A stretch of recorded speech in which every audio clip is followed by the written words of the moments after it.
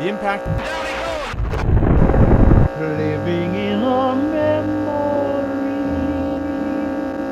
Hey guys, this is Kevin with Impact Podcast, also known as the Roof Dude. I'm here with Tim Fitzgerald of SAS Marketing Solutions. Is that correct? Correct. Okay, and we're going to be going over. I really wanted to get Tim in here to go over some of this because I'm really, interested in the canvassing door-to-door market. It's been a big part of my business for a long time, but again, sometimes I think the way that I do it probably isn't always the correct or easiest way, right? I go about it maybe sometimes the hard way, but Tim has actually ran a large team, a lot larger than I've ever thought about as far as having canvas teams. So we're going to go ahead and we're going to dive into this and learn a little bit more about the world of canvassing and having a larger team that way to create and generate leads. All right, Tim. So your business was SAS, and what does that stand for again? Subscription Acquisition Solutions Incorporated. Okay. And how long? Well, first of all, how old were you when you got into that? I think I was 37, 38 years old when I actually incorporated. Okay. And now, how long have you been in the door-to-door business? Since 1990. 1990. So whatever that count is, over 30 years. Yeah. So, and as we, I'm in the roofing industry, as a lot of you guys know. So, roofing and solar, which is door-to-door, is huge on that. Also, pest control is really big. I know a lot of landscaping companies have gone door-to-door a lot more lately. And the door-to-door, I love door-to-door because it's almost the client acquisition cost is so much lower than any other form of lead gen, right? So any other form of, like, whether I'm doing Google ads or anything like that, the door-to-door has always been tried and true. Another thing that with the door-to-door that I like is that we get to pick our customers, right? So I go into neighborhoods that I feel might be a better clientele, right? Higher end, a little more affluent. And therefore I can kind of navigate my customer base, right? And that's another reason why I like door-to-door. So, tell me a little bit about how you got into the industry, how it started, and, just tell me a little bit about the business. In 1990, I was a college student, Yeah. and I started knocking doors for a newspaper here in Atlanta, the Atlanta Journal and Constitution. Real quick, what did you go to college for? I was actually a history major. Yeah, and I make that point because I went to school for aerospace engineering, and I'm a roofer. So it's I like to make that point that sometimes life takes you in a different direction than you expected. Absolutely, and for me, I certainly enjoyed college, Yeah. but I have never really used history for anything that I've done to make a living. Yeah.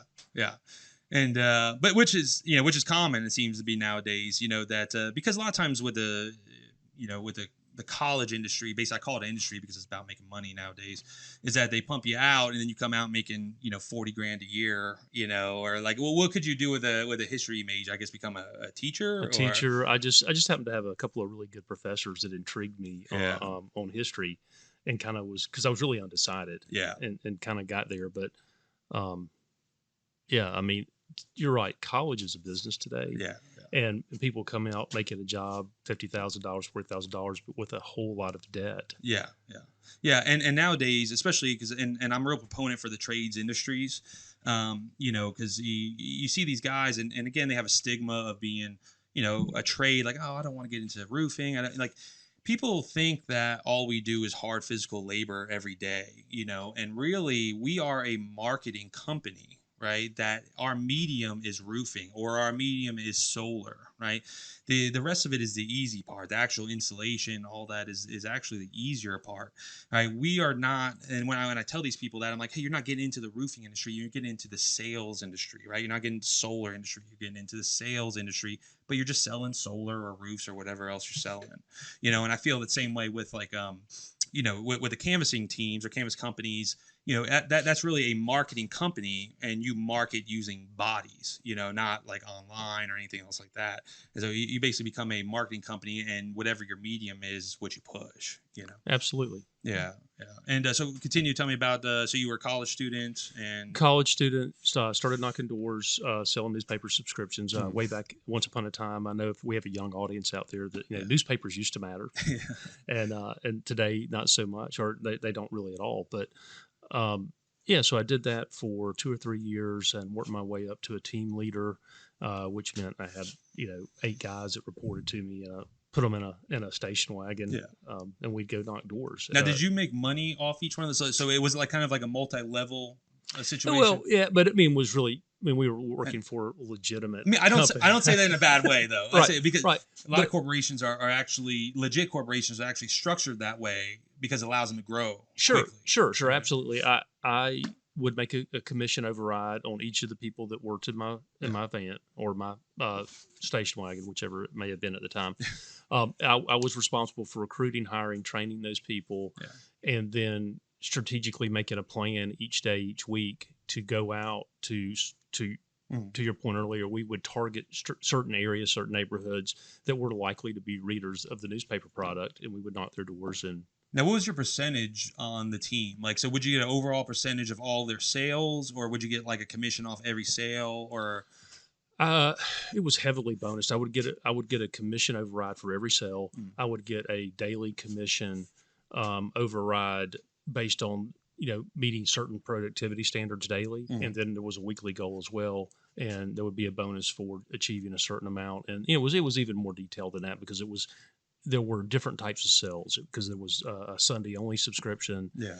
There was a Saturday, Sunday, a 7-day subscription. So if you sold 7 days, you made more than if you just sold the Sunday. Yeah. And they were bonused appropriately. Okay. To because the more revenue you brought in, the more you got paid. Of course. And I've always been a big proponent of that. Basically, kind of eat what you kill. Kind of businesses, because I feel like it would always motivate people to do more. But sometimes it hasn't. Sometimes people get lazy because they make a good commission and then they stop working. But yeah, I mean there's always some kind of pitfalls. But I'm a strong proponent that in any of my business ventures, because as I go on in time, and we'll talk about this, I'm sure. But I was in business for myself doing sales and marketing for 10 years, and I never paid somebody an hourly commission for anything. And there were a couple of situations where I put salaries on people and ended up regretting it because it made them complacent. Yeah.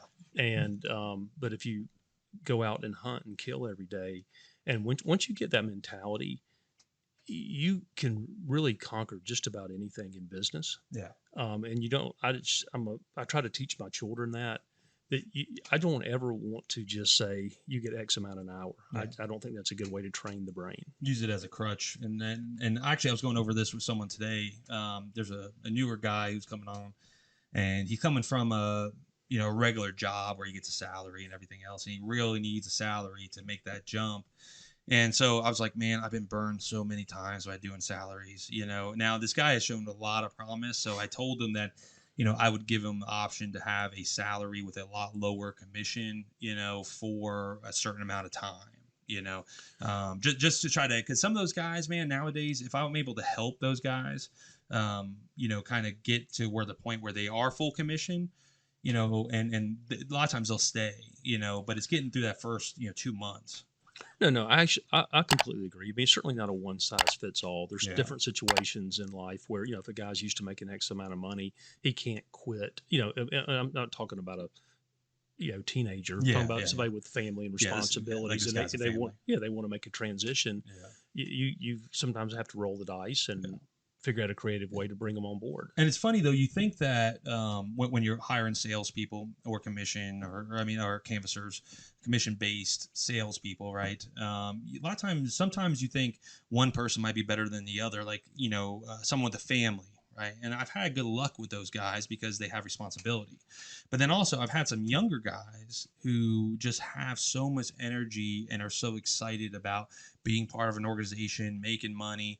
And so it's almost, you can't really pinpoint basically your best sales guy. It doesn't seem like it, because I have great guys that are, also females, right? Females are great, and if it's for females with families or kids and they got to provide for them, single mothers, I've had, I have guys that have families, and some of them are great, and then other ones are bums, and it's hard to find those Yeah, those right people. I'll tell you this: if I knew the answer Yeah. to that question, Yeah. I would be retired somewhere, Yeah, for sitting sure. on a beach Yeah. on an island I that I know. probably would own. But yes, I, through all my years of hiring and training people, I mean, literally thousands of people through my days in the newspaper industry, and then in my days as my own business. I mean, I would estimate 5,000 people probably of hires Wow. through those years. And yeah, there would be times when I was lean on staffing, and I would actually bring someone in that I just would walk out of the room and go, Yeah. why am I even doing this? And then they would turn out to be a phenomenal salesperson. And then a guy that I thought was going to be a all-star Some killer. world, Yeah. world beater would within 2 weeks I just completely missed it. Yeah. You know, he had all the right things to say, he had all the right energy, Yeah. and then they just don't play out. Yeah, it's and it's because of this what I call space, right? That some guys just can't work in space. They need so much structure, right? That if you give them an opportunity to be like commission sales, they're just like they're all gung ho until they realize that they have to. It's only them to rely on, and then they start breaking down. Then they're like, oh crap, like I'm not getting a paycheck this week.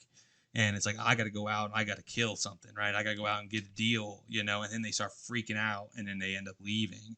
But to your point too, I've had the same situation. There was a guy I was going to fire 3 times. I was going to fire 3 times because he just would not get it. And he got with one of the guys, and the guys just trained him. Like, I mean, just, I guess something, some people just click with certain people in the way they train. And one of the guys trained them just a certain way, and then that guy is like a killer now. He's racking up. I think last week he racked up like 17 leads, and the week before was like 20 something. And I was gonna fire this guy like 3 times, Yeah, so you just never know, and I think this is a great point to make, whether it's about door-to-door sales or business or just life in general, is you never know what someone's hearing when you're talking to them. Yeah. And when we're all from different backgrounds, different places, we all have different distractions in our lives.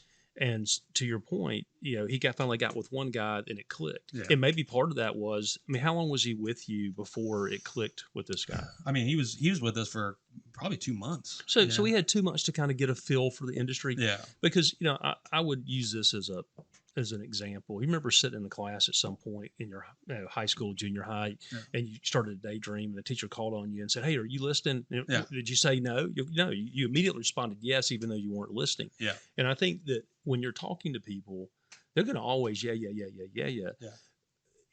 But he had 2 months probably where he had, I don't know if he had any previous industry knowledge, No. but he probably developed some knowledge. Yeah. He finally met a person that could lay something down to him in a way that he could receive it.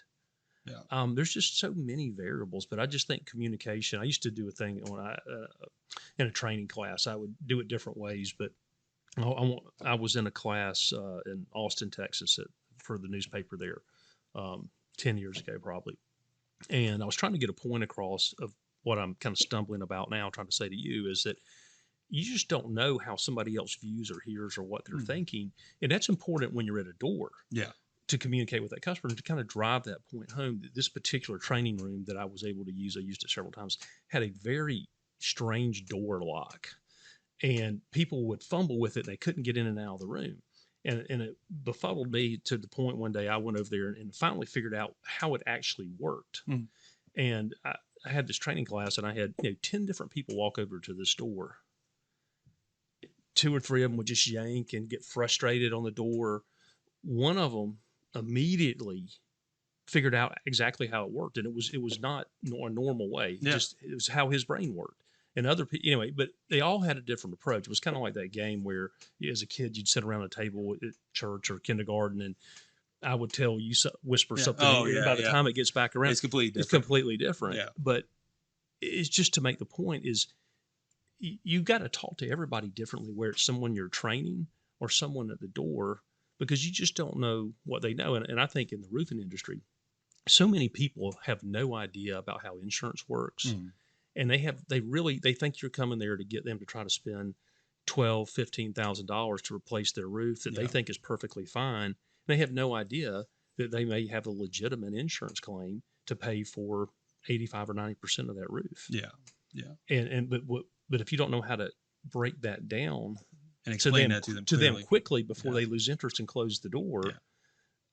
Anyway, I always figured you had about 30 seconds. So, I mean, I'm guessing, is that what you taught your people? Oh, absolutely. It's you got to be polite, friendly, engaging, but then you've got to quickly capture their attention and show them that you have something of value. But if you stand there and dawdle about and don't get to the point, it's over. And, and I also, and sometimes it's not about, I found out that it's not really about, how should I put this? I guess how you sell it, right? And sometimes it's just about if they just like you, right? They just trust you. Or I find that like with the law, like basically I live by the law of averages when it comes to sales, right? And so sometimes it's just some people just click with other people, right? So you go up, one person hits the door and they're like, this guy is kind of a dick or something. You know what I'm saying? They don't really like his personality. But then another person comes up and they're like, hey, I feel like I could trust this person, and that happens a lot. People say, oh, I've had, 8 roofers come to my door, but for some reason, you're the one I'm going to lit up on the roof, right? That happens with a lot of my people. And the way that we sell is that we sell with information, right? We don't try to be pushy or anything like that, but basically we're like, hey, we're here to inform you of what's going on. And again, now we are trying to inform them into a direction that benefits us as well. And, you have to never lose sight of the end goal, which is to sell a roof package, and you benefit your company and you benefit that customer because they get a quality roof on their home. And I find personality types too. So like you were saying, as far as getting the point across right now, also with a lot of let's say more of type A personality, or I find this a lot with, like, let's say business owners, right? People, like, for me, if someone comes to my door, it's like, you better get to the point quick, right? Because I don't got time, right? And stuff. And I'm like that. I'm not detail orientated. I'm basically results and goal orientated, right? That's just how I process things. Right. Okay. How is this going to help me? Do I owe any money? Right. What is going to happen at the end? Right. And so sometimes I see those guys, right, and I can relate to those people. And so I know, hey, I'm going to go ahead and I'm going to speed this up. I'm going to close this. I'm going to get this I'm going to get to that point. I'm going to get down to the nitty gritty real quick and get the deal done. Now, some people more like engineers or lawyers or something, they want a lot more detail, involved on what's going on. And so kind of reading your audience. But again, some of that is so hard at the door that it's kind of hard to read them. It is, but for me, I mean, I wouldn't say that. I think it's a learned art. Yeah. And I think this would be advice I would give to a young salesperson. If you're going to canvas and knock doors, it starts before you leave your house. How you dress, how you look, and when you're walking through that neighborhood, your posture in your body, do you have a vibe of positivity? And these things are real. I'm telling you, I mean, because a lot of people. And there is an element, you mentioned the numbers game. If you knock enough doors, you're going to, the worst sales guy on the planet will get some deals. But if you're doing everything right and you have great interest and intensity at the first door that you knock at the beginning of a night, no matter what happens to the course, because if you knock doors, you're going to run into negativity. Oh yeah. They can get you down quick too. And if you start to listen to the negativity and the no's, and your body language changes, because I used to really emphasize to my people, when you're walking between houses, when you're walking up the driveway to the house to knock the door, you need to look energetic. You need to look positive. You need to be well groomed. Yeah.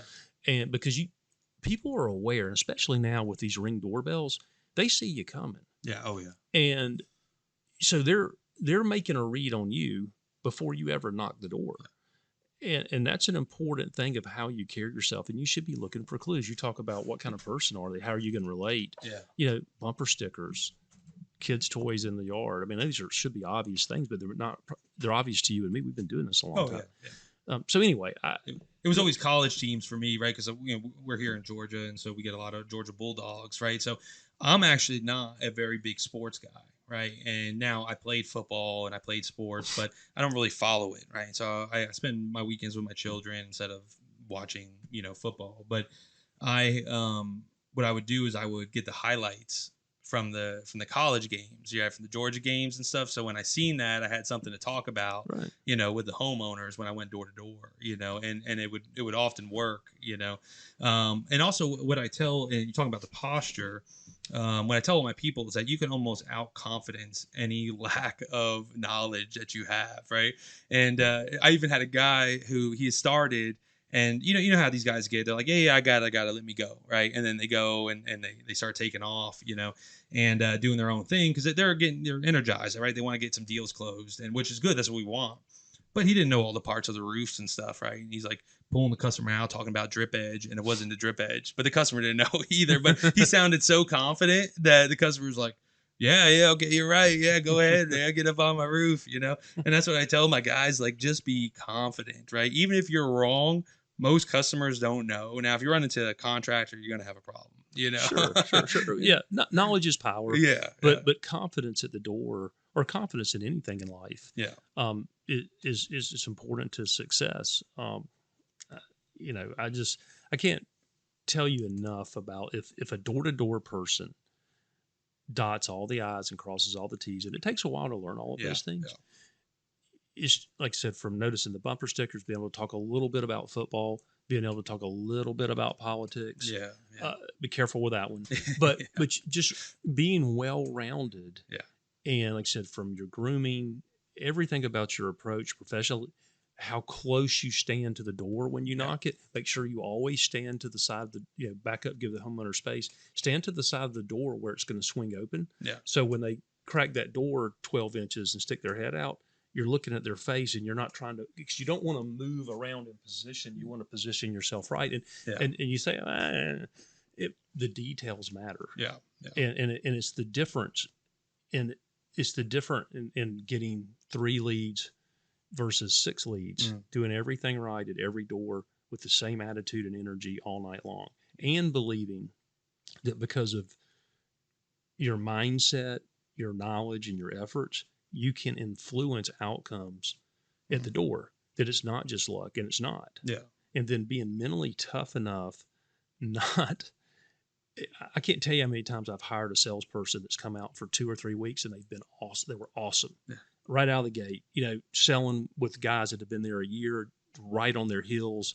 And then all of a sudden, 2 weeks, 3 weeks in, they just die. Yeah. And what it is they've listened to all the complaints, all the negativity, all the rebuttals at the door, and they've quit believing in themselves. They quit believing in the company they work for. They quit believing in their product. Yeah. And they've started believing mentally what the homeowners are telling them, and they lose their edge. Yeah, and you have to believe in your belief in the product, right? So you have to basically that you are helping these homeowners out, that you are giving them good product, you are giving them good service, and otherwise, like you said, it seems like they end up tailing off, right? That negativity, those no's, that the rejection, and I've had problems with that too. Like I said, I've never been the best door-to-door guy, but I've always been a workaholic, right? So I would outwork my poor door-to-door skills with just blasting doors, and that's how now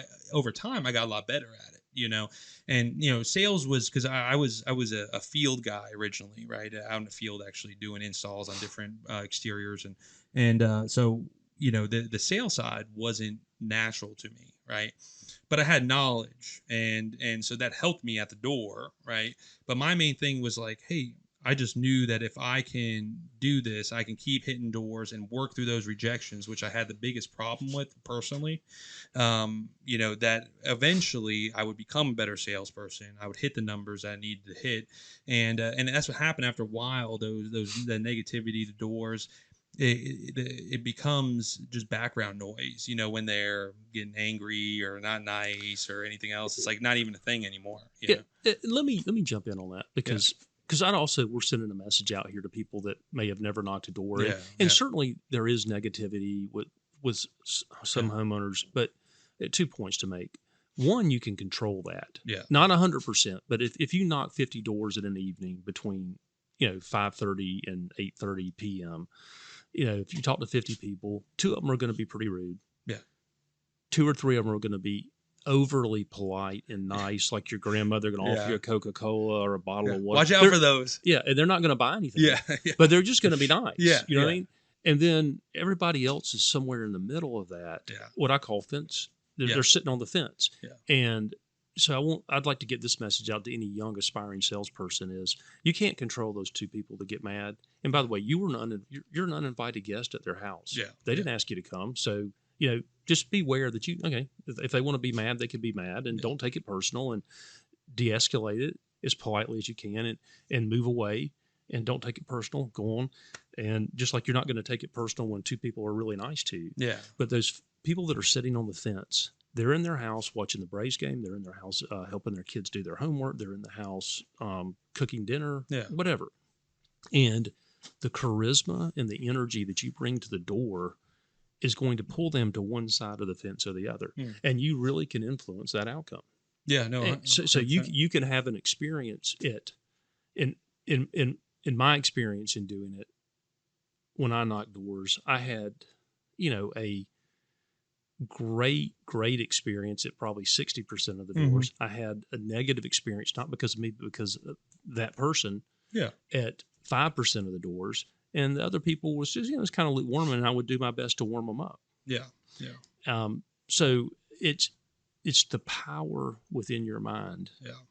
To believe you can determine and influence outcomes based on your behavior and your knowledge and your energy and your charisma. Yeah, I love that. Now and also what I find, right, is that I did another YouTube video on this, was that I found out I started going after higher end clientele, right? So basically more affluent areas, more affluent neighborhoods. And to be honest with you, I actually found my percentage, like you were talking about, 60%, were actually pretty good. Like my percentage of the people being nicer was actually higher, right, than I found in more of the middle lower class neighborhoods, right, which is really I don't know, it's something that I was like kind of really wondering, like, hey, why is that? You think more of like the working class people would be more I guess more open, right? But it was actually more of the higher, more affluent people that were more like, yeah, sure, no worries, no problem, and interested more, and I think maybe that comes down to and this is what I say, like to my guys, my team, is that I think a lot of times those people are professionals in their field, right? And as long as you basically present yourself as a professional in yours, then they basically trust you, right? So for me, if someone comes to my door and I don't know their industry, right, I'm so used to being a professional in my industry, right? I know everything I know. I'm looking to them to be the professional in their industry. And if they come off that way to me, right, I'm going to be more willing to trust them, and also at that point too, I also, if, trying to sell me something, I may not, every dollar doesn't count as much for someone who's living on food stamps, like on the lower end. And I think that sometimes that happens. Like a lot of times we end up,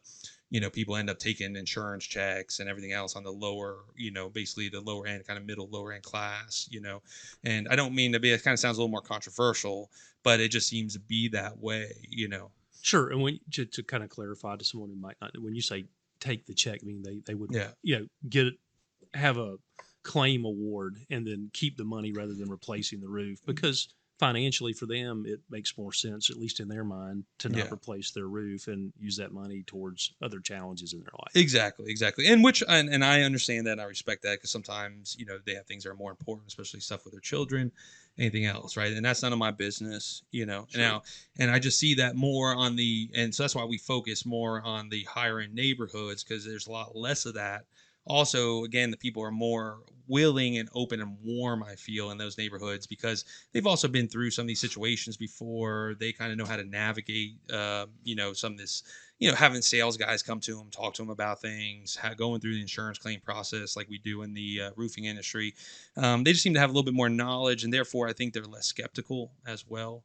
And again, I think that they're professionals in their field, and as long as I kind of present myself as a professional, then they seem to trust me more than someone like if I went to a door that isn't at that, say, income class. Sure, no, absolutely, because there in all of my years of door to door sales, there is a sweet spot depending on the product that Yeah. you're trying to move, of income level, where Mhm. you're gonna, not to say you can't be successful anywhere, Yeah. but there's definitely going to be a sweet spot, and it's kind of somewhere upper middle, because there is a place where you get to such an income level. You're talking about gated communities Yeah, and people. yeah. Uh, they're just not gonna deal with Yeah. you. But there's a sweet spot for people who do want to take care of their homes, and that's kind of what it is. I think is that people that are financially in a position to not be under stress about making sure their children are being fed or Yeah. other things are taken. They're wanting to keep the value of their home up. Yeah. So they're more interested in talking to someone about maintaining their lawn, Yeah. you know, The roof or exteriors or updating it, getting it painted so that Yeah. so your trim wood and things don't rot. Yeah. And they know they recognize that there's an expiration date on a roof, Yeah.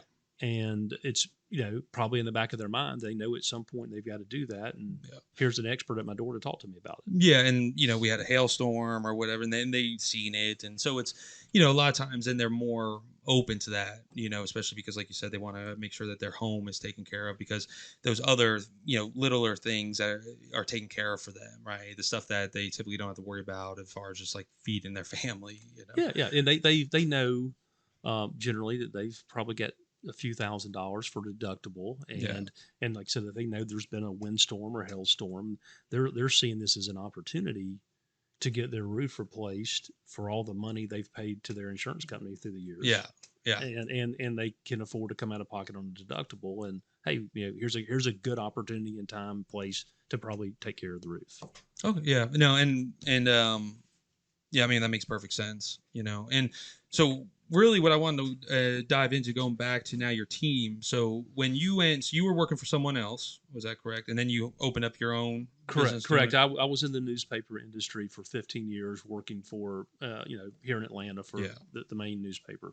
it. And then so you went and so you were working. You were working for another.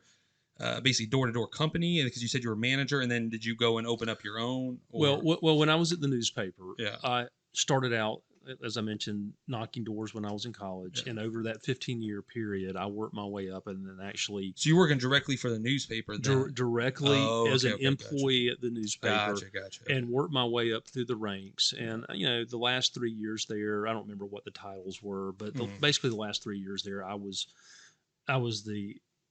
the lead player in organizing a daily door to door campaign Mhm. for the newspaper across the state of Georgia, which at that point in time I think was 20 or 25 full time employees and about 100 college age Yeah. student canvassers. Weren't all students, but college age students 100. between 18 and 25 years old that were broken down into 12 or 15 teams at any one given time, depending on the personnel.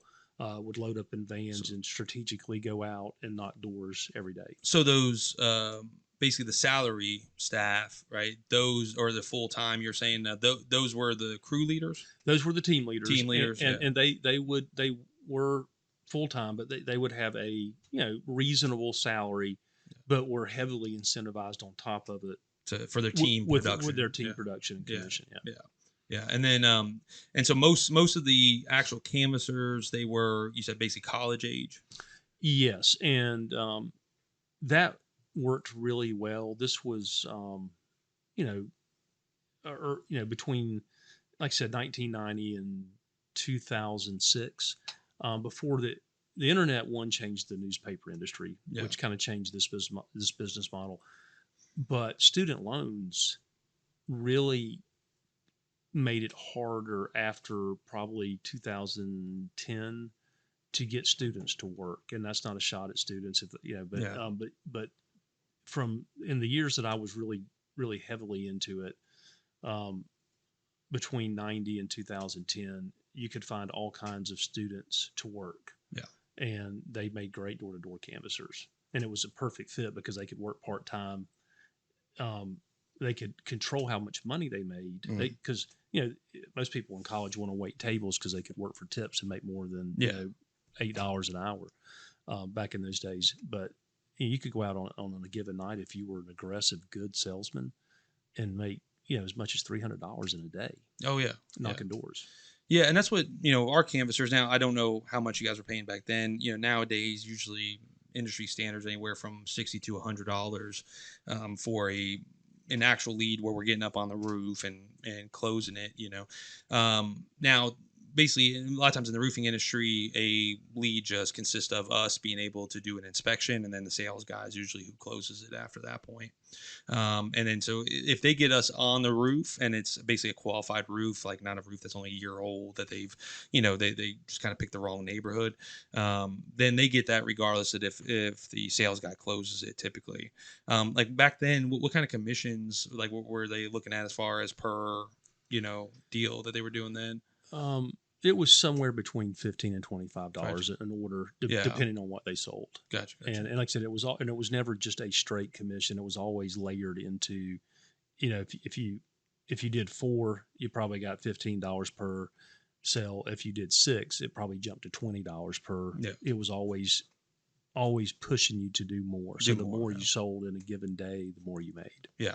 Yeah. So, and that's what, like, we had a couple college kids that were working for us, and, they would go out for a couple hours, they get 3 deals, and at $75, it's a decent buck for a couple hours, worth of work, or otherwise if you're working, at Starbucks or McDonald's or wherever else, fast food or at local restaurants, and then also, and they can also still do that at night, right? Because we don't work at night, right? So they would have night jobs a lot of times, but they come to us for, let's say, between like after school, so between let's say 2 o'clock to like 6 o'clock, right? And so they work like 4 hours, make a couple $100, go work at night at a as a bus boy or a waiter or anything else, and continue making money that way as well. Right. Well, I think the door-to-door canvassing thing is just a great idea for any student. Like I said, it's hard to get them to do it now because it seems like I said, they all have loans.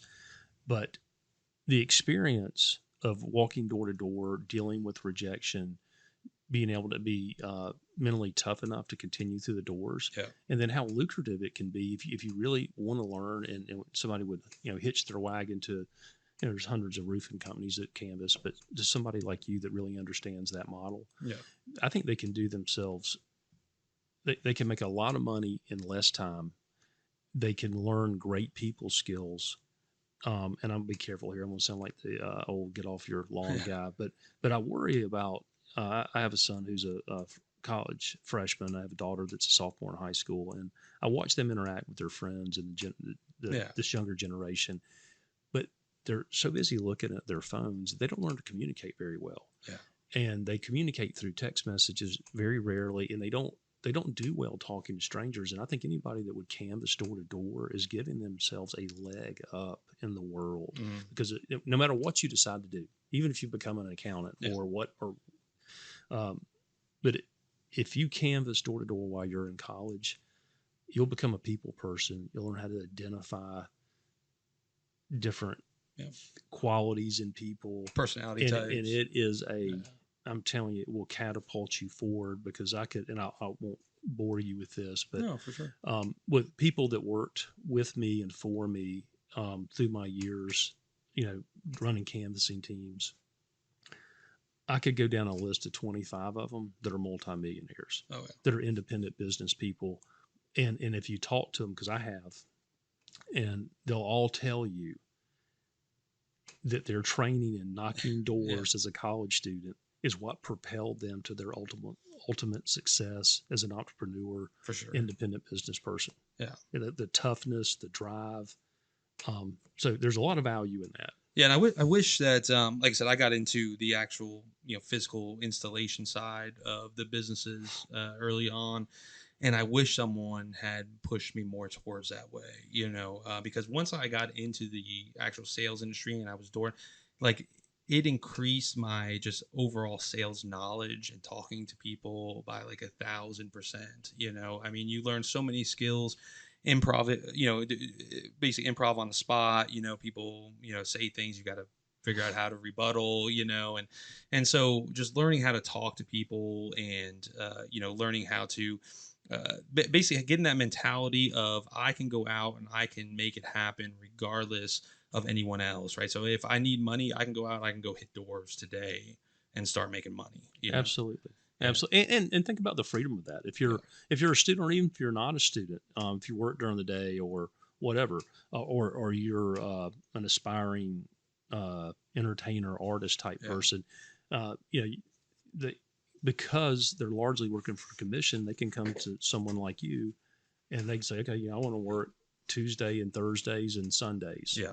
And as long as they go out and canvas and produce, they get paid. And if they don't, it doesn't bother you because you're not paying them anything unless they deliver something. Yeah. So they can do it when they want to do it, and they can go out in a couple hours and make a lot of money.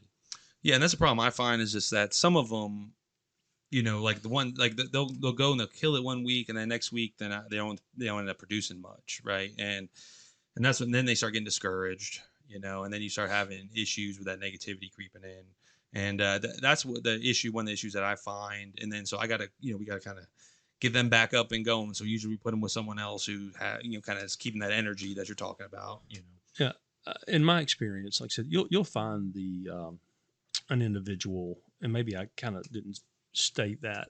I mean, certainly some people can just go out on their own and do this. They do have the willpower and the motivation. But my best success with teams came when I had an energetic, dynamic team leader, and he would get 8 or 10 people in a van and know how to lead, know how to motivate, keep that energy level up, and that's when you would really drive the results of whatever it was you were trying to sell door to door. Because people feed. The only thing more contagious than positive energy is negative energy. Yeah, 100%. and it's the truth. And it spreads like a cancer. It is, but good energy spreads almost as well, and it takes a unique personality, and and that's true. That's true, Kevin. Whether it's use a sports analogy like Nick Saban at Alabama or Kirby Smart at Georgia, they're something different. They recruit well and they get quality players, but they run an organization that's well run, and they're sending messages and they're developing minds of the young people that work for them. And the companies that I've seen in roofing, and I know some people in the industry, and they run really organized operations. They create an atmosphere that people want to come and be a part of every day.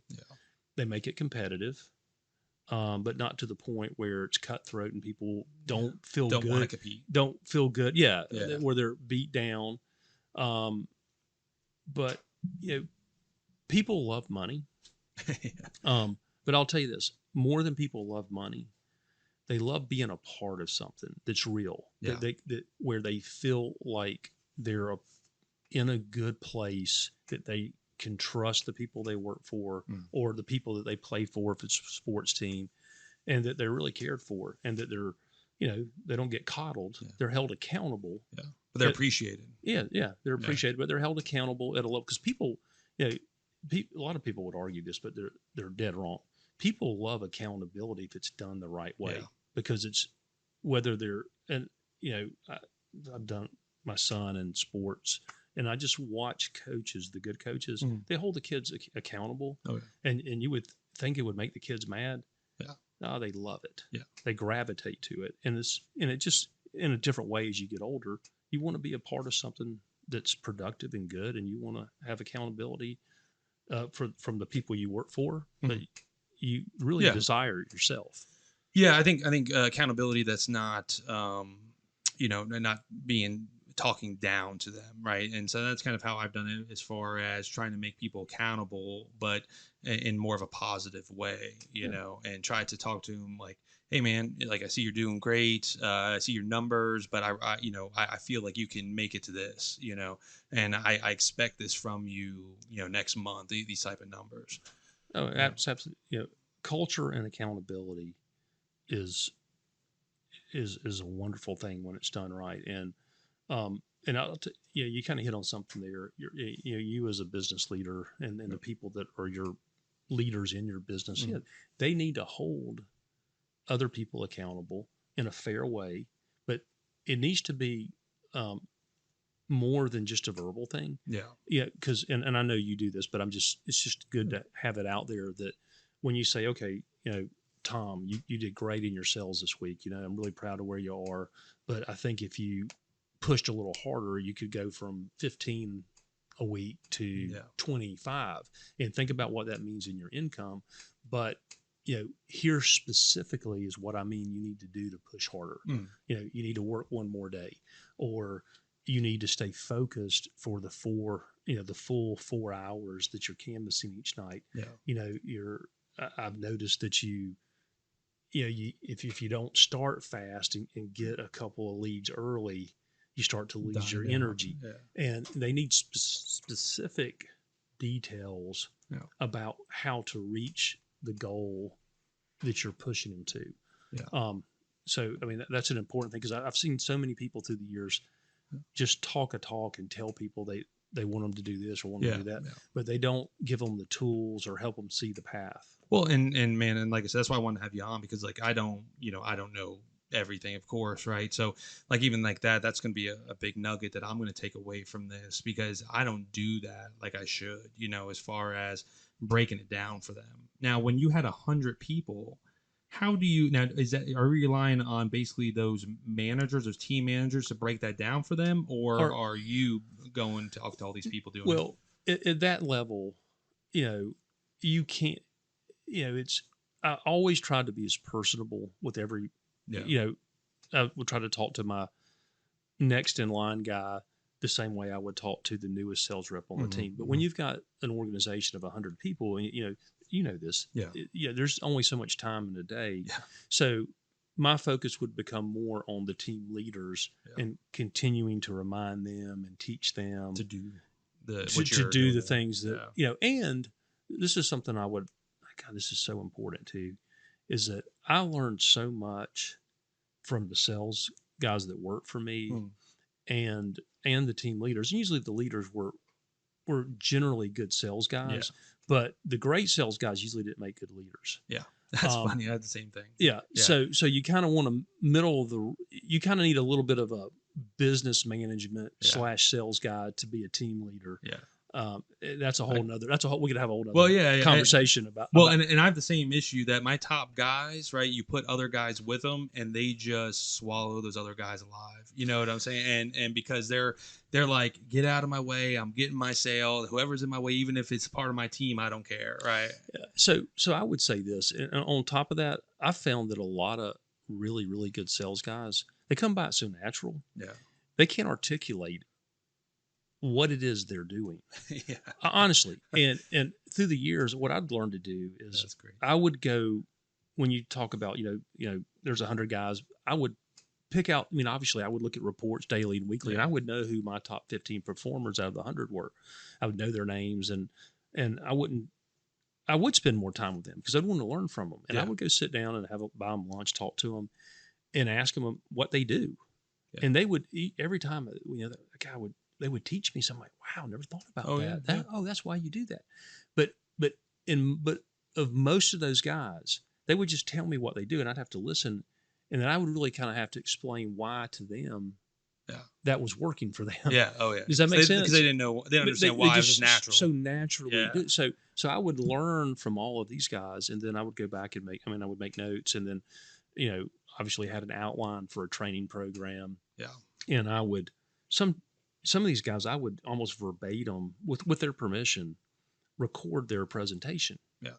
And I would share that presentation in the training with the trainees.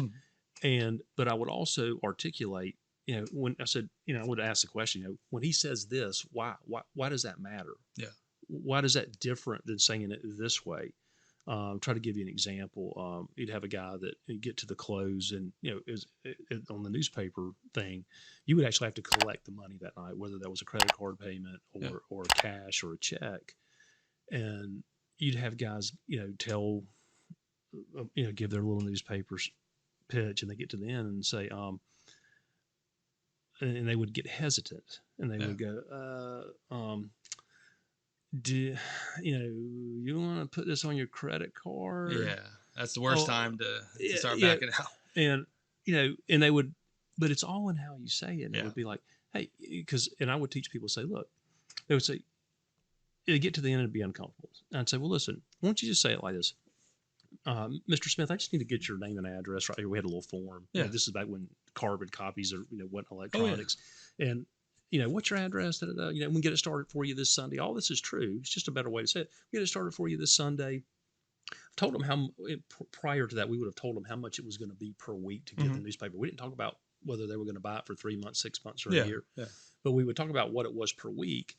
And we didn't talk about anything about paying tonight, but it was not misleading.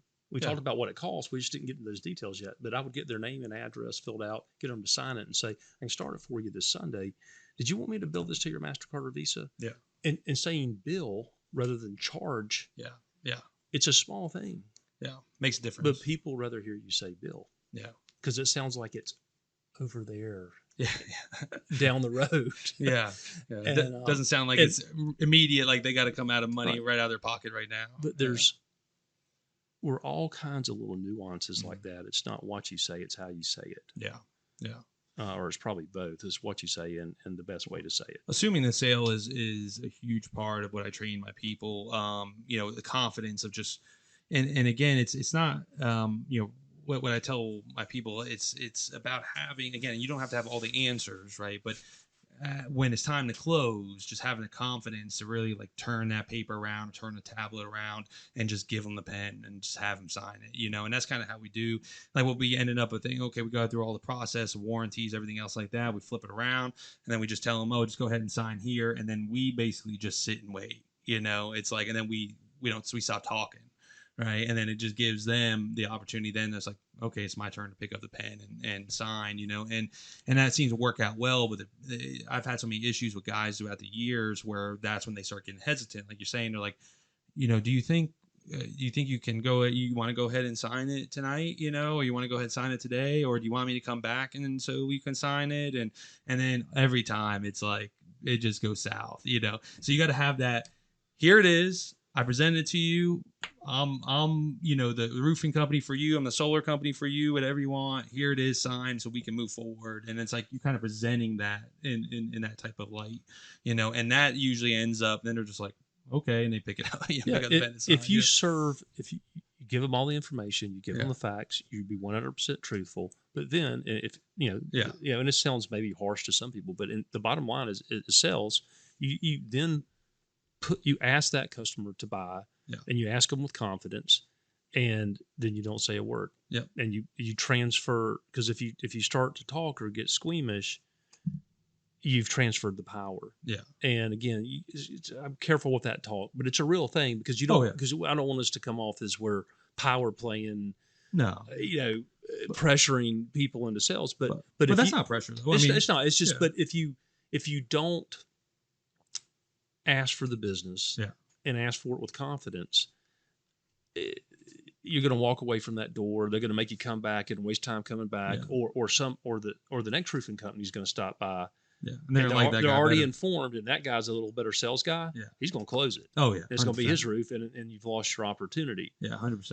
I don't believe in a comeback. Yeah, no, close there. Now every once in a while it does happen. Like I'll turn around and they're like, I want to think about it or this or that, right? And then again, we'll try to go through objections and then try to close again. Usually after 2 times, because I'm not very pushy salesman, right? And so usually after 2 times, I say, look, I'm going to go ahead. I'm going to be in the neighborhood tomorrow. I'm going to stop back by, around the same time, because usually it's like after 4 o'clock, 5 o'clock when we're doing these. And when people are home, I'm like, I'm gonna stop back by. We'll talk about it some more. Think of some questions that you have that you may want to, that you want to ask me if I didn't explain everything to you. And, we can go from there. It's typically how I end up closing those deals that don't close right away. But usually 80% of the time, if I do all my presentation, I give them all the information, I turn it around, I put it on them, 80% of the time they do sign. Right. No, because you have a precise planned presentation Yeah. that's you've learned through the years of doing Mhm. it, and you know how to massage that client or customer into a buying position. Yeah, yeah. By giving them the information. Yes. Yeah. Yeah, and that's how I basically teach all my guys to sell is give them all the information that it looks as though they would be stupid not to go with us. You Right. know what I'm saying? Position it as that we are their best option, right? By giving them all the proper information about all that we do, our warranties, years in business, everything that they need, right? The material, the processes, procedures. So then it'd be like, why would I not go with this company? You Right. know? No, You know, absolutely. creating all the value for them is basically what we're doing, you know. Right. And that just goes back, kind of, I think it's worth repeating to what I was saying, that great salespeople don't always, they all have a process Mhm. like that, like what you're talking about, Yeah. how they give the information, they talk about it, and then they have a way to close the sale at the end.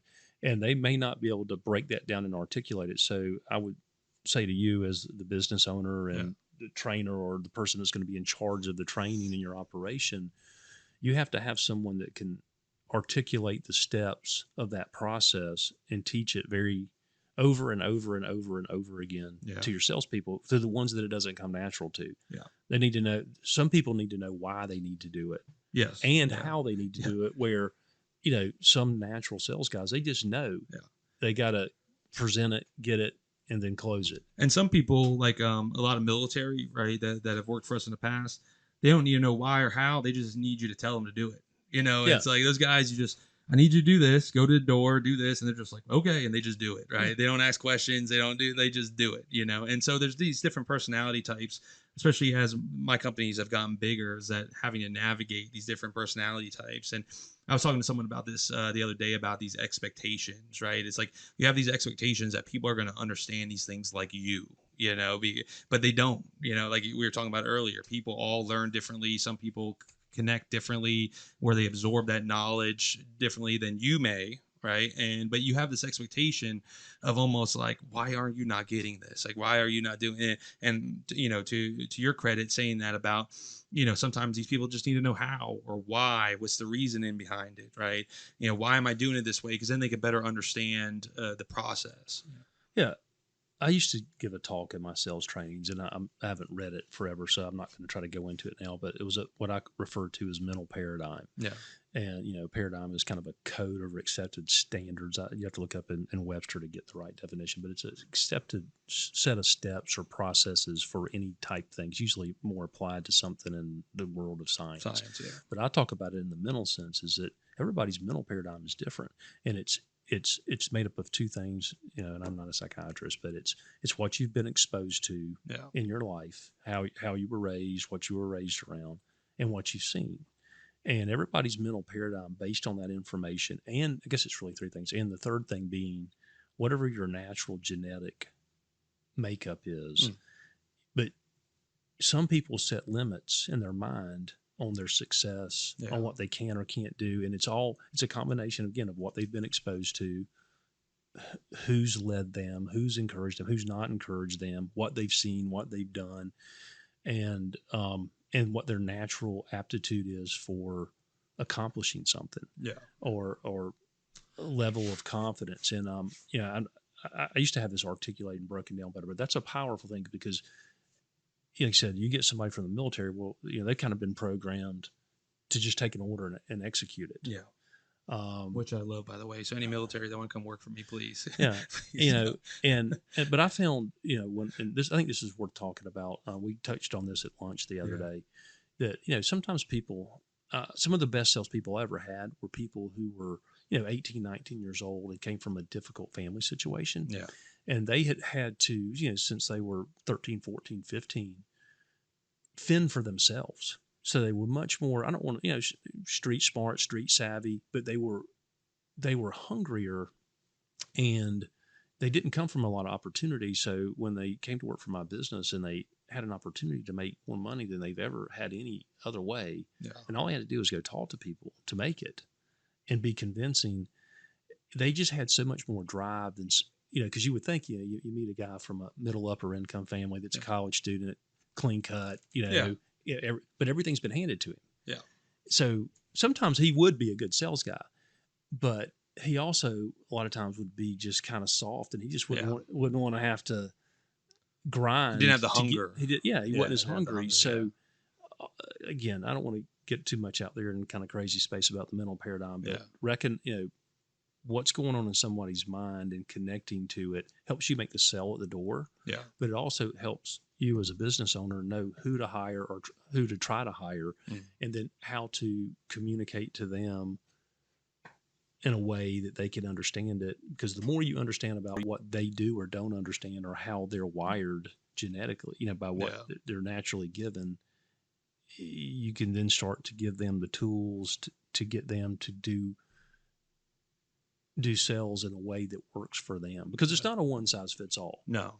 But and you're so right, man. Because like I'll get and again, this is a character defect of mine. It's like because I'm so busy now, the companies are been getting bigger and everything. Like I just get like frustrated easier now, and it's like you get more stress, and it's like trying to figure out how to still find how each person can relate what I'm trying to teach them, and how they can pick up on that, or how the sales managers can relate that to them.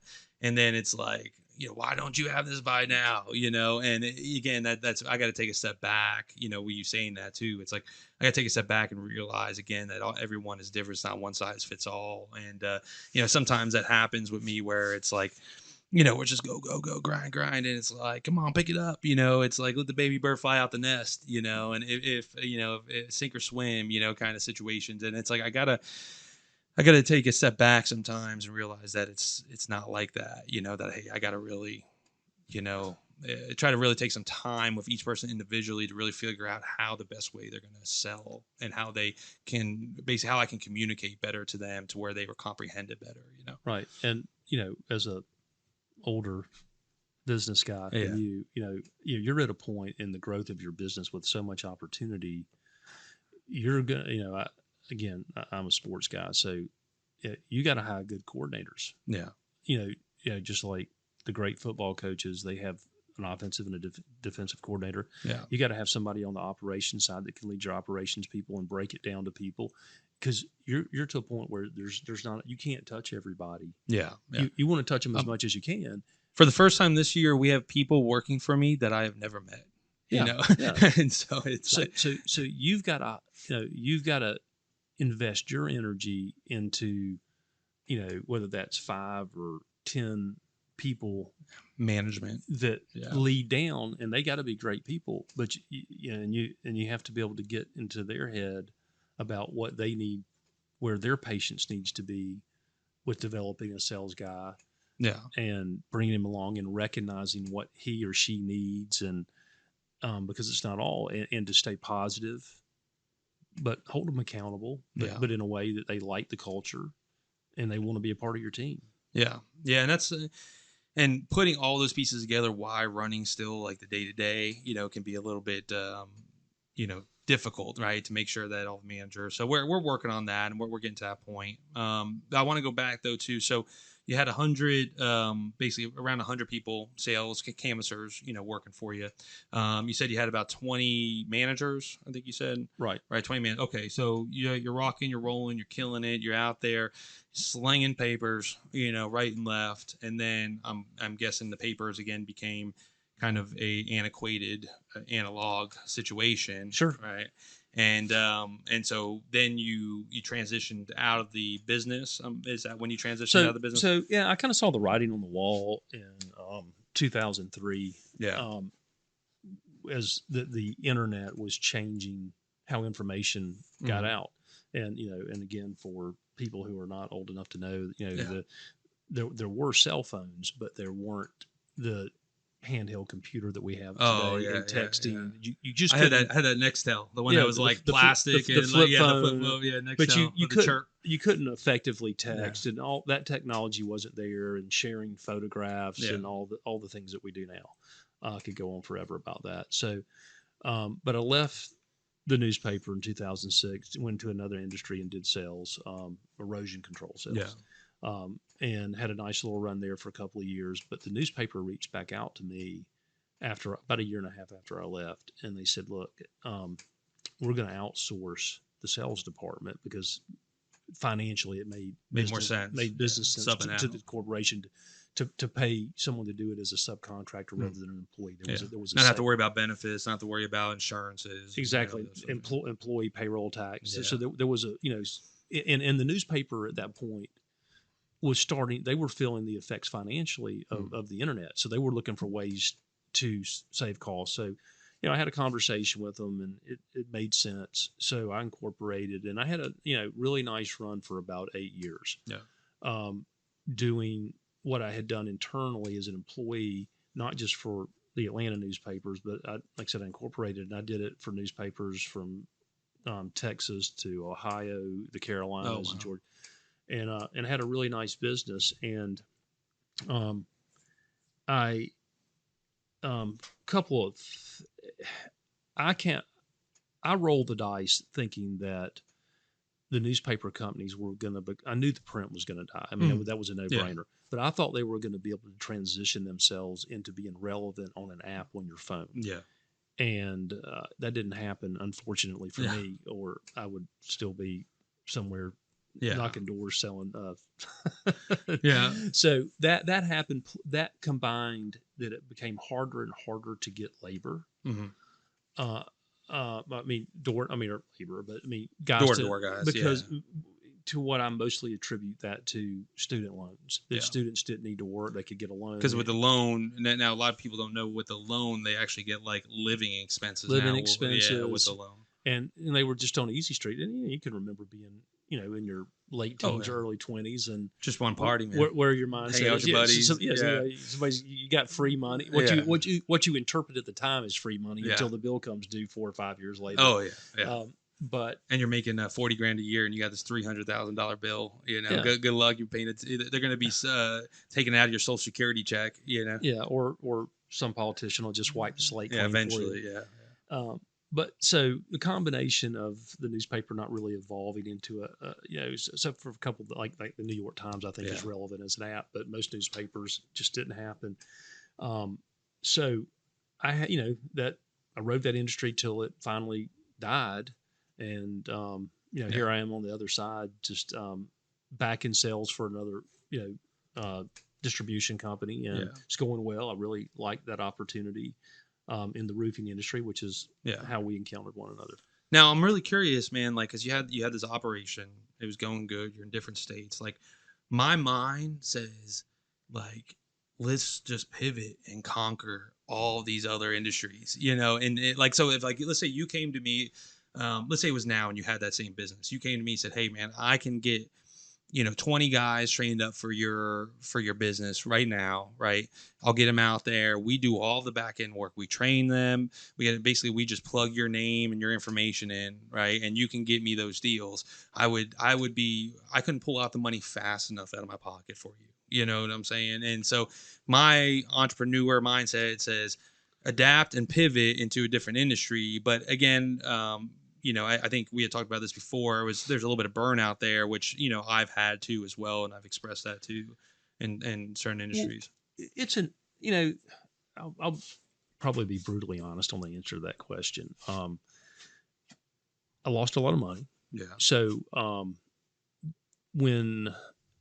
it's to start because I had great success in the door-to-door canvassing business. Yeah. And along the way, I had some other business ventures that were unrelated to that had gone well. So I had, I kind of had the Midas touch for a minute and had done well. And that's not a brag. It's that things were going well. And then, so I felt really confident as the newspaper thing was starting to go the wrong direction. I really had some blinders on because I had success and I had a lot of confidence. Oh, sorry. No worries. I had a lot of confidence in my ability, and which I don't think was arrogance or overconfidence.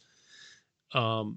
And I just stayed in I kept trying and trying to make something that was dying work. So I had this business for 10 years, and the first 8 were really lucrative, very well.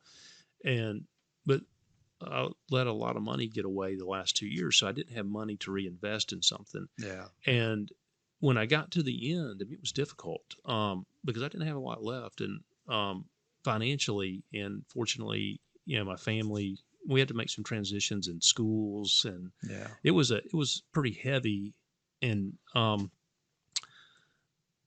confidence is back now. Yeah, But I yeah. mean, I lost some confidence and was, never, I was never somewhere with a gun to my head, but I was disappointed because the lifestyle that I had provided for my family had to change, and it was it was difficult for my children and my wife, and I had to have income, and I didn't have money to reinvest in me because I yeah. had kept trying to Try to keep it afloat. try to keep it afloat, Yeah. and Thinking that it'll come that back. that it or- was, yeah. and and I had spoken to some people that I had a lot of confidence in, and they didn't really disagree with what I was doing, and Yeah. maybe I didn't quite share enough either, and I didn't really try to hide anything. But looking back, that some things I didn't want to believe were true were probably true. Yeah. Yeah. And so anyway, that said, I needed somewhere to plug in, Yeah. where one, I immediately had income, Yeah. and two, it had become very taxing trying to find people to work in that Yeah, industry, and the other thing was, and it wasn't just newspapers, and this was part of the demise in the newspaper thing, is that the newspaper companies were all going their own direction, Yeah. and they didn't want to pay what they should have been paying per order that I would Yeah. that I would deliver to them.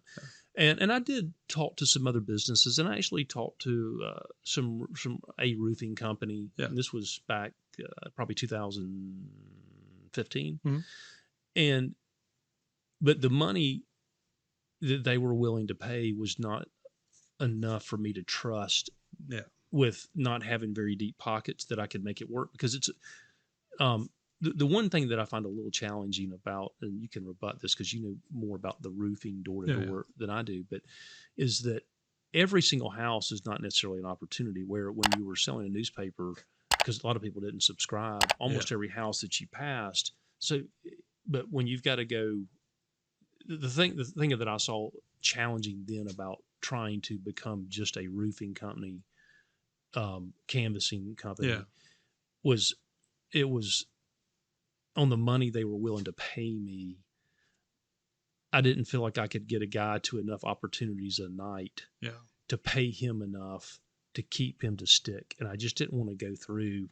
Yeah. And then having to go through, like, then leaving and then getting more people. And there's more people, yeah. and then not really making enough. And I was in a point where I've got to deliver X amount of money of income to my household. Yeah, for sure. And could I have made that work? Yeah.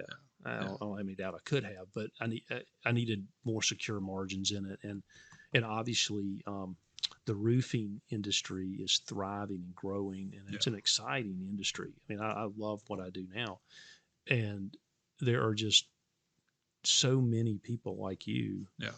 I mean, because you're pretty young, Kevin, Yeah. to be Relatively. Yeah. to be accomplishing what you're accomplishing, and tell me if I'm wrong, but I mean, the majority of your roof jobs come from canvassing. Yeah, right? most of them come from canvassing. We have a small canvas team, but we also, the sales people are their own canvassers as well. And so a lot of times, so our model, because when we were smaller, right, we didn't have big enough model to where we would have basically like a multi-level trickle down situation, right? And so what we did is we started to get people off as canvassers. They would canvass for the established salespeople, and then we would move them up to sales eventually after so long, and then try to bring on more canvassers and try to move them up to sales, right? Because what happened was that we would have these situations where the salesperson then wouldn't be able to basically close or handle all of the, let's say they had 3 canvassers, all of their the leads that they were given, right? And so what we actually needed is that we needed more salespeople that were closers to actually close the deal, right? And so that's our whole goal, was to try to get these canvassers, basically give them the grassroots, way to make money, which is door to door, right? teach them the basics, teach them how to get their own leads. And then now that when we move them up to sales, now they already have a base to work off of, right? They already know, hey, I can go out there and I can make, however much money now as a salesperson just by canvassing. But then at the same time, I'm going to work my network leads. I'm going to work the leads from the lead gen from the company that we do. And then all that ties in together. But the foundation of that is the door-to-door sales technique, right? That is the foundation where they need to learn as their base foundation, and all these other things, the lead gen, the networking, all that other stuff piles on top of that foundation that is door to door, and that's why we like to start them out off as canvassers and then work their way up to sales professionals, Right. And then as a sales professional in this industry, they can make a lot of money. Oh yeah. And they can actually do very well as a canvasser too. Yeah. But some of them don't, some of them want to stay there. And we've had some guys that just want to stay there because they like the easier money per se, right? Right. They don't want to wait on the back end money. Now the waiting as a salesperson, you make more money as a salesperson, but there is a waiting period. And again, sometimes it gets frustrated. You got people who are, customers who are hard to deal with. You're responsible kind of for all that, right? Dealing with them, being the liaison between you and the roofing company, and you are the one who basically is a representation of the roofing company, right? And so, kind of being that middleman between them and the roofing company. Sometimes, they're difficult to deal with. They have these demands, and so it can be taxing at times. Sure it can. Yeah. And I would add this on again because I don't know who our audience is, but if somebody's watching this and they don't really understand the insurance claim process on a roof or whatever, when you say a salesperson gets frustrated waiting on their money, that the way that for those people that may be listening, that if the insurance company decides that the roof's been damaged by a act of God, hailstorm, weather event, and then they're under an obligation to pay for that roof. Well, they don't just send that whole amount of money over on the front side. They send a portion of it, and so that homeowner can contract with a roofer, which is basically paying for materials and maybe some of the labor. So the roof gets built, and then the insurance, once the company sees that roof's been built, they send a check on the backside, and then out of that check comes the commission for the salesperson that works for that roofing company to get paid.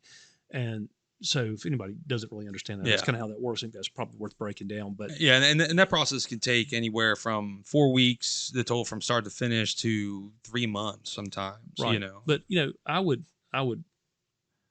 say this to that, because like I said, I'm around this industry because of what I do, and I know lots of different roofing companies. But this is what I know: the good sales guys, they don't have that problem. Yeah. And I'm not rebutting what you're saying. No, for sure. But because if anybody's hearing this and they're interested in sales and interested in roofing, and because these, there's roofing salesmen making $500,000 a year. Oh, there's 100%. There's a lot of money out there.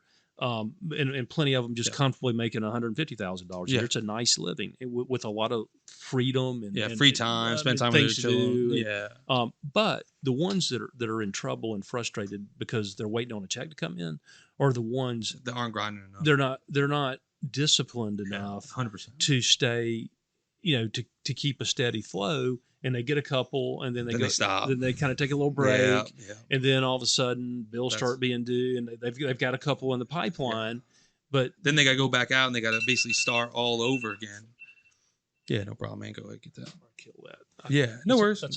No worries. Well, was it and But and then they have to start all over again, and then they're frustrated because now they're waiting. Basically, they're robbing Peter to pay Paul. They're asking me for draws on everything, instead of the guys that keep that pipeline full. And what we call it like the pipeline funnel, right? So you keep putting stuff in this funnel, and then you try to fill the funnel, and it has a steady drip out the bottom, right? And then that's what you want. You want to keep that funnel filled, so then you constantly have that steady drip of income coming in the bottom. Now again, the hardest part is those first, let's say, 6 weeks, till you're getting your first checks. Now that's typically where the canvas money comes in too. So a lot of times we have them canvassing to where they're making money canvassing, and then they start transitioning into sales where now they're taking one or two of those canvas leads and they're working through it themselves with an experienced salesperson, and then that's your experienced salesperson then takes a small piece of their of their job for basically being the trainer of them, to train them from start to finish. Right. But, I think it's important to get the message out there that it's a very lucrative industry. Oh, 100%. And it's like any job. if you do it the right way Yeah. and have the right disciplines, you're not going to find yourself waiting on checks because there's always going to be another one. You're going to have them lined up. Yep. And I remember there'd be days when I would do sales, I would bring in and I would have like 15 checks. And I would like let's say I knew I was going to pick up checks. So let's say Thursday and Friday. I would wait to Friday just so it looked like I brought in more checks. Right. That was like, and I'd be bringing in like 10 checks, and I was like, yeah, it's payday, so the whole thing is a lot of times what happens is, like you said, people don't treat it like a 9-to-5 job, right? They make a bunch of, they make a big, commission on something and then they just sit on it. I had a guy that, we gave him like a $17,000 commission and then I didn't see him for like 2 months, Yeah. and it's like, and then by the time he's coming back around, he needs more money, and then he has to start all over again, so that's the problem with this industry. Now, if you treat it like a 9-to-5 job, every day going out grinding, not saying you can't take your time and go on your vacations and deal with your family, sure. but if you really treat it like a 9-to-5 job, there's no reason why you can't make $250,000 a year, easy. Oh, I know tons and tons of guys that are doing it. And Yeah. like you said, and it can be, I don't feel like working Monday, but I'm going to work Saturday. Yeah. But, you get your 5 days in. Yeah. And just like you said, keep the funnel full and it's just going to steadily come out the other end. And you'll, like I said, it's and like most sales jobs, the beauty of selling roofs is, you can work 7 days a week and be that guy that's just a bulldog and make $400,000 a year. Yeah. Or, you can work at it at a more leisurely pace and make $150,000 and then have a really nice lifestyle and provide for whatever your needs are and be able to have more time to spend with your family. So it can be balanced. Yeah. But it's just really a matter of how hard you want to go. But what you can't do is go on break. Yeah. No. For very long. Yeah, Like, I mean, take your any vacation. Take your vacation, but yeah, no, you can't go on break very long because it just But again, these guys, the same thing happens every time, and then they're like, "Hey, man, can I get $500 out of this check, or whatever, and can I do this or that?" And everyone's with their hands out, and then by it's before they know it, they basically owe the company like $5,000, and then the next commission comes and they get nothing because I wipe out that debt, And then they feel depressed. But that's just a discipline thing. Yeah, discipline thing. And now that's why I said I can't teach work ethic. I can teach you everything else, but I can't teach work ethic. So that's kind of what we look for now is basically, are you teachable, to be able to teach you how our process and procedures, and then do you have good work ethic? And that's kind of what we look for new people coming on board, Will you listen and work the program? Because if you will, you'll be successful, because there's no doubt. I mean, how long now have you been in the roof business? So, in this area, so I originally came from Florida, in Georgia. I've been about 11 years, right. In this area. And if anybody out there again that's listening, Yeah. Just look around look at how many trucks are driving up and down the streets and how many signs you see. Yeah. To the people who may be in the audience of this that are in the roofing industry. There is tons and tons of work in this industry, and so it's not a matter of, like, when a sales guy is waiting on a commission check, he didn't have a check coming, not because there's not work out there. Yeah. He doesn't have a check because he didn't work. Yeah. Because there are job after job after job. It's a millions and millions and maybe billions of dollars worth of an industry. Well, actually, man, it went up in the last couple of years. It went from an $80 billion industry to 280. I think it went up. So you're talking about $200 billion increase, right? And again, I mean, we can contribute that to more storms, I'm sure, but then, also just more people get into the industry. So there's a lot of people that had more white collar jobs too. And then, like, they're seeing, and like AI is taking some of that too, and everything else. And so they're starting to see, like, hey, there's some money in the trades industry, and on especially the storm restoration industry. And so they end up like, hey, let me get into this. People who have college degrees and backgrounds, and they they're at their job making a certain amount, and then the roofer that lives next door to them in the gated community or goes to their kid's private school, has like a bigger house or whatever, more stuff or whatever. They're like, what the heck is this guy doing? Yeah. And so they're like, I see a lot more of those people that were in other industries transferring over into the trades industry, because, there's, I mean, when you're talking about, there's so many, and I'm not there yet, but there's so many, $50 million plus roofing companies, let's say HVAC and plumbing, you're talking about $150 million companies, and so you're talking about like private jet money, you know what I'm saying? Yeah. And yeah, in the trades industry, if you work it right. And a lot of these guys are like, man, why did I go to school for 6 years? You know what I'm saying? Right. And so like I'm a big proponent for the trades industries. Like, hey, and again, the trades industry doesn't mean you have to be out there sweating in the sun. You know what I'm saying? Really, nowadays, the trades industry, we're really, marketing companies that market those trades, sales companies, just like your canvassing company, where really sales companies that market whatever that trade is, and that's really what we've been, we've been a proponent of, trying to push that more out there so more people are aware of it, But Tim, man, I love it. I love your story. The moment that I heard that you had like this canvassing team, I was just like, why are you not spreading like this knowledge all over the world, man? Especially in my industry, people like are just craving, some of that knowledge, and in any of these trades that use door to door. The door to door industry is so big, and people think door to door is like dead. People think like, what are you like selling Bibles or vacuum cleaners or anything? The old kind of like stuff you hear about door to door guys.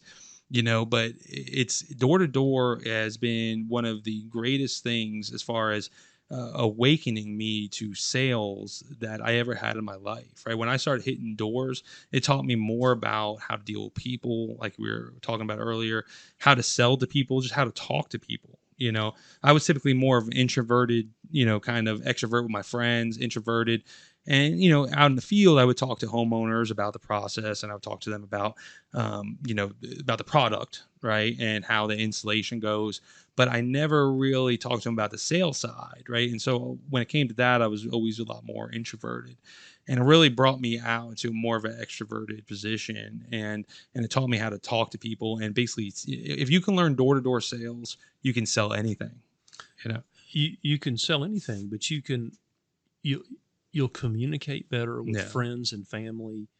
You'll have a confidence of that you can achieve just about anything you want to achieve if you're willing to do the work, because I've always said it's the easiest hard job I've ever had, door to door sales. Yeah. Because it's just really easy to, once you learn to talk to people, but the hard part is to get yourself out there and go try it and be confident enough and thick-skinned enough to deal with, some of the, the 5% of the time when it's somebody's fussing at you about being on their doorstep. But it is, like I said, I would, here it is, 2023, and I can promise you, my son's already done some door-to-door stuff. Yeah. And whether it was fundraising for his basketball team or some help me with some things, it personality development, it sets you apart from everybody that's hiding in a cell phone. Yeah, 100%. Yeah. So I mean, I would encourage people to. That's what I tell people, that my kids are basically going to run your kids over in business, because I'm going to train them early on to talk to people, to have that personality where they can ask questions and be personable to people, even people they don't know. We don't want stranger danger kind of situation. But as far as like, if I'm there, like I want them to be more extroverted, more talking, to people who they don't know, to kind of get to know those people, which then increase their, depth of personality as well. I mean, I couldn't agree more. I mean, I think, I really think, again, excuse old man, get off my lawn guy, that this younger generation, they are so introverted into phones, and they're able to break up in a relationship in a text message rather than look somebody in the eye, or at least talk to them on the telephone. The children, the up and coming young adults that have verbal communication skills and confidence and can look someone in the eye. Yeah. Because I mean, just think about it as you walk along at schools. I'm dropping my daughter off at school. Oh, kids all have their head down. Yeah. I mean, literally, I would run over 4 kids every morning if I wasn't if you weren't looking. If I wasn't looking out for them, because they don't look out for themselves. They just walk in front of the car. Yeah. They don't even know. And I watch them walk by each other. They don't look at each other. They don't speak to each other. Unless they happen to know one another. Yeah. But it's, and I'm not saying it's all bad, No. but I firmly believe, and I have a lot of friends who are in business for themselves, and they tell me, they give me feedback, from all kinds of different businesses, not the roofing business, but when they hire people and they do interviews for young people just out of college or in college Yeah. for a part-time position, that they can't communicate. Yeah. That it's the most awkward conversation. Yeah. And it's just, I've noticed that. it's a real thing. And so if, whoever's out there listening, if you're young and you want to leg up, I'm not saying don't go to college, Yeah. whether it's trade or college, whatever it is you want to do, but learn how to communicate. Yeah. Learn how to make a friend with people, learn how to look at someone with confidence, learn how to be interesting, learn how to ask some questions to learn about somebody. People love to talk about themselves. Oh yeah. Yeah. You just have to open it up. You just have to get it started. Yeah. You just got to open up that door, Yeah. and they'll kick it wide open. And if you go talk to interesting people Yeah. and accomplished people, you just don't know what you can learn, and you'll get Yeah. more and more comfortable. And some of those people will actually take you underneath their wing, if they feel for you or whatever, and try to help you out too. And that's what I wish someone had told me that before, like, hey, go talk to accomplished people when I was younger, right? I wish my parents or something would have told me that, because sometimes those people want to help out the younger generation. And if they see that you have an interest in, let's say, business or financial, institution or anything where because I come across some people who are investors or, they're into real estate or anything else. And a lot of times those guys want to help the younger generation who's interested, right? I can promise you it's true. But through all my Yeah. years of knocking doors, I would have guys almost every night. My best sales guys would get job offers from Yeah. other people. Oh yeah. And usually they would say no, because whatever they offered them, these were professional people running professional businesses, Yeah. because they couldn't pay them what I was paying them Yeah. to knock doors. To knock doors. So fortunately for me, but successful people almost always want to give back. There's exceptions to that. Yeah. But if you're out there meeting people and talking to successful people, they will try to help if they see Oh, a yeah. young person working hard and trying to make their own way, Yeah. they will fall over themselves To try to trying to give you advice or talk Yeah. to you or encouragement Yeah. or offer you a because it's job. rare. Yeah, because Yeah. you don't see it, and it's so. But you're right. What you're teaching your children, and they are going to be a leg up on Yeah. other children. I had a situation the other day where my son is, he's made his own money since he was 15 years old. Yeah. For his gas, and I help him out on like insurance and Yeah, things, but yeah. because it's not realistic for him to be in school, because he was in competitive sports and had a lot of time dedicated to that. But he can load up a trailer and put a lawnmower on Yeah. it. He can load up a pressure washer and go to work. And he did work for someone that I knew this summer, and one job turned into about 8. Yeah.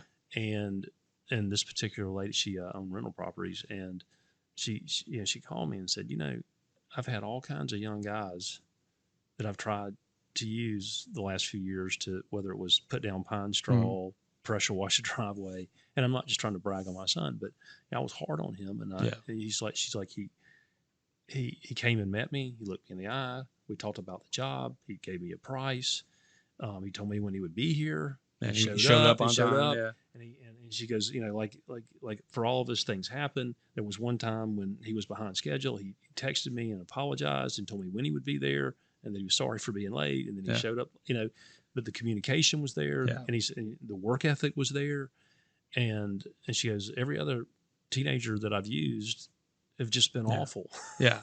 Yeah, I know. And that's the way. And I got that same situation. My father was a workaholic, right? But he was very big on that too. So when I was running crews, I would be late, right? I'm a teenager at this time, even like after school and everything. And I'd be calling, these homeowners that are, 50 years old, 40, and I'm a teen, I'm like, hey, I'm running about 15 minutes late, I'll be there. I just want to make sure you understand that, that I'm on my way, and that, we're gonna get this done. I'll give them a time frame on how long it's going to take or this or that, and it seemed to, people seemed surprised by that, and it was like, and it was like, it's just part of what you should do, right? Because if I have a home and someone's coming, like, if you're going to be late, I want to know, you should tell me, it's like nowadays too, at job offers, I think they say like 60% of people don't even show up anymore. And that's what we see. Like, they don't even like, hey man, I found another job. It's like, just ghost, right? That's our whole thing. They just ghost you now,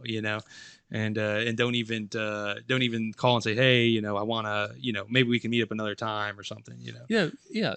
Even if you do find another job or whatever, close the previous opportunity. Exactly. Don't Yeah. burn bridges. Yeah, close it in a positive way, because you never know when you're going to need it. Yeah. And it's just frankly polite courtesy, Yeah. and it's just lost on. Yeah. It's lost on the world, I'm afraid. No, For most, not but the ones that get it. Yeah. Somebody that can write a handwritten thank you note. Somebody that can. will rule over the other ones. They're just they're going to run them over. They really are. Yeah. Well, that was great. It was a great time spending this past. I think it was almost about an hour and a half. So here on Impact, I loved having you. I loved learning about the industry, especially how it can help the other guys out there that have these businesses that use door to door. And I hope maybe in the future here we'll have you back and we can talk more about other aspects of your life and other things that you're doing. So. Well, I appreciate you having me. I've enjoyed it. Yeah. That's Impact, guys. I appreciate it. We'll talk to you soon.